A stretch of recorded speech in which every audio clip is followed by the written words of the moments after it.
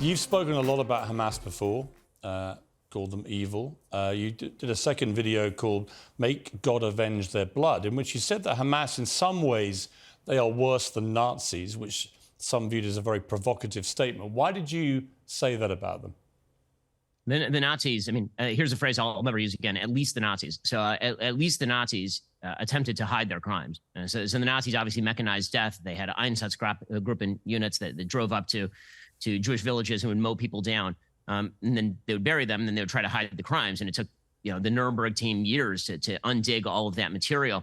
In this particular case, you have Hamas terrorists who are murdering Jews in their beds and then live streaming it and celebrating it and bragging about it and talking about how incredible it is and blasting that sort of stuff out. I mean, the videos that I've been showing on my show, a lot of them are coming directly from Hamas. I mean, it's Hamas that is taking contemporaneous video of this sort of stuff. And that's a whole new level of evil. I mean, to celebrate this sort of stuff, to treat it as a triumph. I mean, I think the thing that people really have to realize here is this is not a military operation. This was not a military operation. I mean, people have compared this to, for example, the 1973 Yom Kippur War.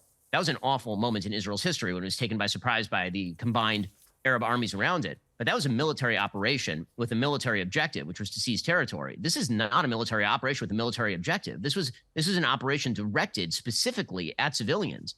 And when we see death in Gaza, which we're going to see, and the images are going to be horrifying and terrible, it is important to understand that the reason that is happening is not just because Hamas crossed the border and murdered a bunch of civilians in their beds, but also because Hamas literally hides its weaponry behind civilians. Israel is currently, right now, sending out messages to Gazan civilians, telling them to get out of particular areas. And Hamas is sending out full-scale messages, telling people to ignore those messages and to stay where they are. Now, Hamas there's a reason why their headquarters were for years located underneath a hospital. I mean, it's what they understand that the West, again, has a peculiar narcissism where we think we would never put our military hardware below a hospital. That'd be insane. And so if Israel blows up a hospital, it must be that Israel's doing that because they're targeting civilians. Hamas knows that. That's why they're doing it. That's why they're doing it. They literally hide their rocket launchers behind apartment buildings in the hope that Israel will strike back and have to kill civilians in the process. Israel cares significantly more about civilian casualties in Gaza than Hamas ever has. There have been so many horrendous images and videos. The poor girl from the music festival taken away on the motorbike was just bone-chilling to watch. I saw something on CNN yesterday with Jake Tapper where he's interviewing the relative of his grandmother, who was murdered, and Hamas posted the video of her being murdered onto her Facebook page so her family would watch it. I mean, when you hear that, it's sort of unconscionable. It's kind of beyond depravity. This is inhumanity.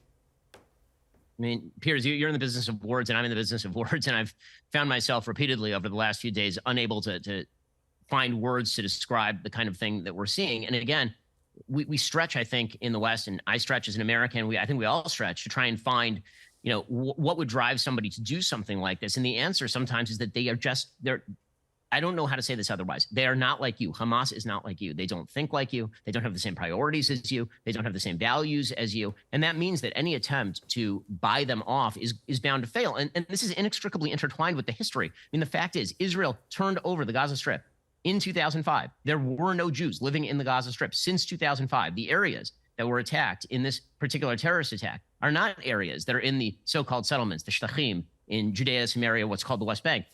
That's not the area that was attacked. The area that was attacked has been sovereign Israeli territory since 1947-48. And that territory was attacked from across a border that is entirely controlled by Hamas, which has utilized pretty much every dollar that has flooded into that region over the course of 20 years from America, from Europe, taxpayer dollars that have been used to build up these terror capabilities. And every time there are cement shipments into the area ruled by Hamas, Hamas has used it to build terror tunnels. Pipes that have been sent into the area ruled by Hamas that were meant to build sewage systems have been repurposed and used for rocket tubes. I mean, it's utterly insane. And to try and come up with some sort of territorial solution, this is really just a territorial dispute.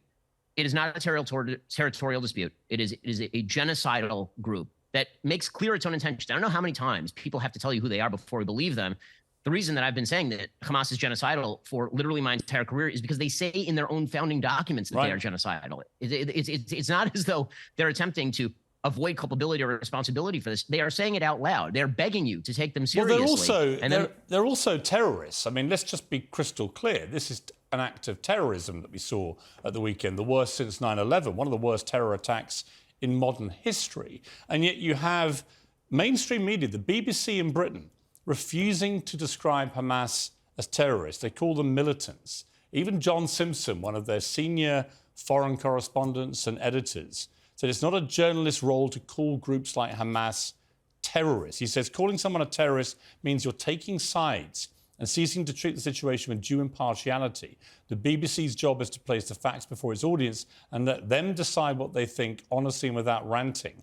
That's why in Britain and throughout the world, nearly 500 million watch, listen to and read us. There's always someone who'd like us to rant. Sorry, it's not what we do, but I don't think it's about ranting to describe acts of terror as being committed by terrorists. And the New York Times apparently today actually changed the wording of a story they put online and changed the word Hamas terrorists to Hamas gunman, as if they're almost terrified, literally, I mean, how ironic, of using the word terrorist. But what is it about mainstream media, two huge examples of it, New York Times and the BBC, that they won't just call this what it is?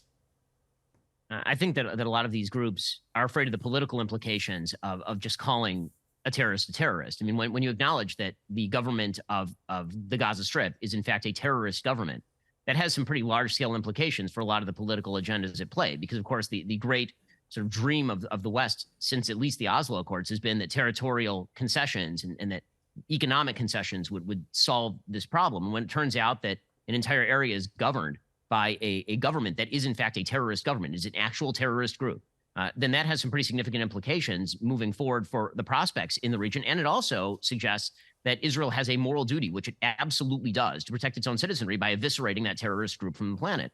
And the word terrorist has a definition. And that definition, by any stretch of the imagination, is fulfilled by what Hamas is. I mean, the BBC's explanation is so bizarre. It's almost like suggesting that if you found a man who had murdered his wife in an apartment and you reported on that, you didn't call it murder. You just said that someone was killed. A person was killed, and the person was convicted of murder, and you still said they're not a murder. We don't make judgments over here and use language like the word murderer because that would carry some moral implication. Well, yes, it turns out that murdering entire families, slaughtering entire families, burning them. I mean, some of the stuff that I've been tweeting out, which is stuff I'm getting again directly from first responders on the ground. I mean, just a few moments ago, I tweeted, I wish I didn't have to tweet out these photos, but I think people need to understand the consequences of failing to see evil for what it is. It was a photo of a group of people in a kibbutz called Kibbutz Be'eri, which is again near the border where 100 bodies were found, and they were attempting to simply escape, and Hamas stopped the car and burned these people alive. I mean, I don't know how you don't call that. What other goal could you have but to obscure the morality of the situation if you refuse to call things what they are? It boggles the mind. It truly does.